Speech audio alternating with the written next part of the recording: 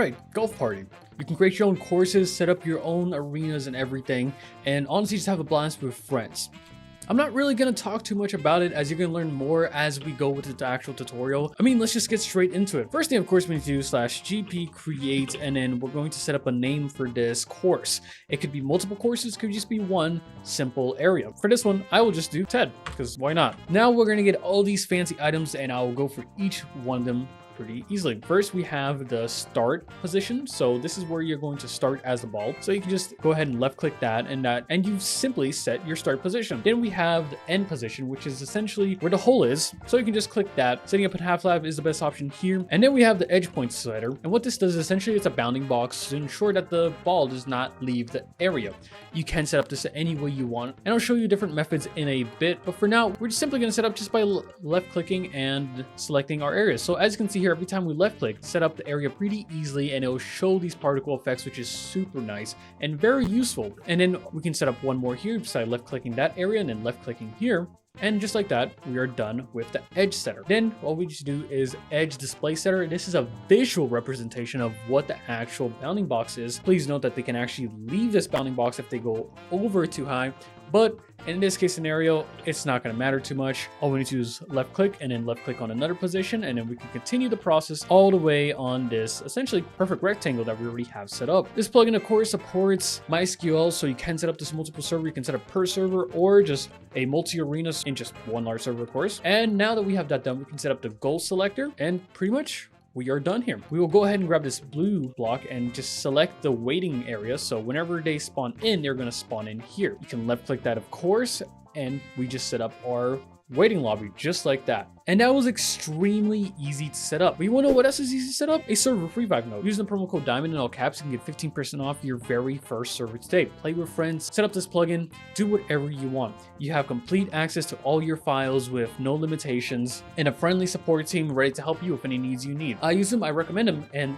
all the information you're going to need is in the description down below. So make sure to check them out and use that promo code for you to get 15% off today. All right, and now in order for us to set up another one, because we already have this one, all we need to do is click on this yellow, and that'll set it up so we can set up the next area. I'm going to do 3 arenas to show you how you can set up multiple arenas. For this one, we need to set up the starting, and as you can see, it has different variations. We can set up here for the starting position, then we can set up the end position here, and then we can set up the edge selector. Of course, like I said last time, this is the bounding box to show you where the ball cannot leave. If the ball does leave the area too far away, it will essentially be reset, and you can change all the reset blocks, of course, in the configuration, which I will get to later on. And just like that, again, with these amazing particle effects, you can see exactly what is our arena here. You can set up your arenas however you want to, and it's really simple. Now let's go ahead and set the display. So all we need to do is select one point, select another point, and it's really that simple. All right, and then we just need to add one more here, and we are simply done with the visual bounding box. Now we just need to add the goal display, and of course that will just show you where the visual goal is, where the ball needs to enter. And just like that, we set up another custom arena pretty easily. You can set up your own custom models, of course, so you can use Blockbench to create your blocks to essentially fill in all these gaps. And please note that the flower plots are just for visual representation of this tutorial, and they are not needed at all. You just need one block to essentially show where actual bounding area is, and then you can remove it after, because the visual blocks show you exactly where it is. We again have finished this one. We can set up one more track, and then we can actually test out the actual plugin. For this one, I'm going to do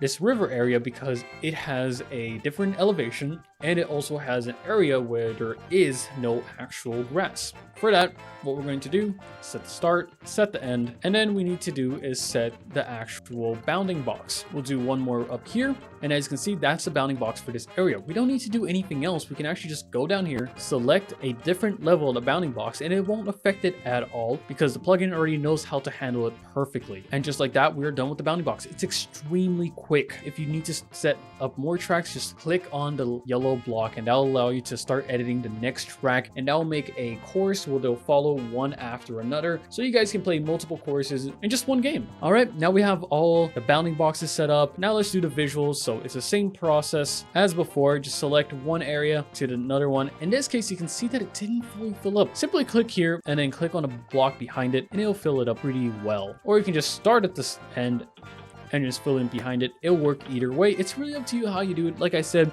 it's fully customizable and you can set up however you want it to be. And just like that, last one. Of course, I have that last block doesn't want to be filled up fully. We can just do that and we're essentially done. Let's go ahead and add the end goal. And now we can actually click on the green block, which essentially is a save button. We are essentially completely done. What we can do now is /GP join, and this will allow us to join any active lobbies within this actual server. Of course, I didn't set up all of these primarily because this is all for tutorial purposes, and you can also change every single thing in the actual configuration files, such as the scoreboard on my right hand side. You can modify all of it. You can also use custom placeholders that is fully supported within the plugin. Enough talk, why don't we actually test out this actual plugin? In order for you to actually play it, you can scroll and that'll decrease your speed, and if you scroll down, it'll increase your speed. And then one thing you need to remember, that you are the ball, quite literally. So as soon as you left click, that ball will go right in front of you. I put too much force, so it went right over the hole. I can decrease the speed just by scrolling up here again and just left clicking it. On my right hand side, you can see the amount of strokes I have done. I'm going to try to get as close as possible and just make, I need a little bit more. And like that, we've finished round 1 and we can go to round 2. Remember, you can always play this with friends, and if you also press Q, you can click on fly, and this essentially allows you to actually see the course for a certain amount of time before you teleport it back to actually being the ball. So after 1 second right there, we're back to being the ball. You can only use that once per round. I'm going to increase the sphere, and then I'll just hit the edges as we set up, and I'll hit all the way on each wall. I really love that you don't even think about it, but you can actually hit the wall and actually try to score a point here. I'm going to decrease my speed again and then try to get a win. So just decrease it a little bit more. And we won that one. Now this one was in a case of different elevation. So I want to try to add as much force as possible to ensure that I manage to actually get it over the river. So I'll set it up as a 3.30, left click that, and it managed to get through. Perfect. As the ball is rolling, you are allowed to move, but as soon as you're at a ball, you are stuck in position. So I'll click here and I'm able to move again. And just like that, I won quite easily. You can play this as many friends as you want to, and I did get a gold ingot as my reward, which I'll show you all the configuration right now. All right, and now that we're in the config, there's essentially one configuration file and a games folder. We will not be taking a look into the games folder itself because it's primarily just save data of the actual arenas that you set up. You don't need to modify this unless you accidentally set up something incorrectly and you want to manually change it. Like I said before, you do not need to mess with this file. Let's go back one folder and then we'll go into the config.yml. Here you can set up your MySQL database with multiple arenas, so all the progression goes across server. Here you can set up the update rate, and I'm just going to keep it as default as it's not necessary to actually change. It actually explains to you how you can also add your custom models if you do plan to do that. It's really up to you, and I just love that the plugin actually does that.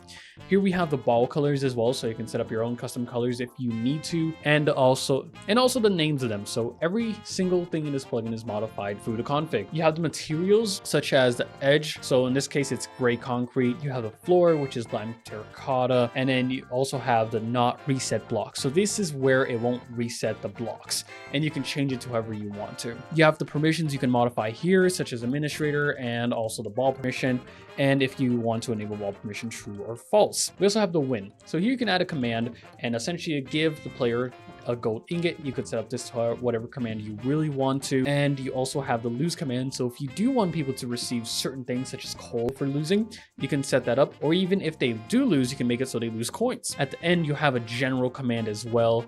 In this case, it's just some command because we don't really want to modify anything in the actual server, but it is here. And then if this is a per game or per serve, you can set it up right here with a scoreboard enabled true or false. You do have the lobby. So essentially, this is where the player gets teleported after the game ends. You can also set that up, return to lobby after game true or false, just in case if this is a multi-arena. You can set up the correct coordinates so they get teleported to a certain area. And I've modified this setting, of course, to enable me to show you guys in-game how it actually plays off. I just set it to 1 player, but by default it is 2. You have the max amount of players, the round time, you can change it, the countdown, and the sound effects as well. The win celebration time, like I said, everything can be changed, and even all the messages within game. But there you go, that was the entire video right there. I hope you guys have enjoyed the video. If you guys have, make sure to leave a like. Other than that, I'm Diamond. I hope you have an amazing day. Make sure to check out Revivenode in the description, and I will see you guys next time. Cheers!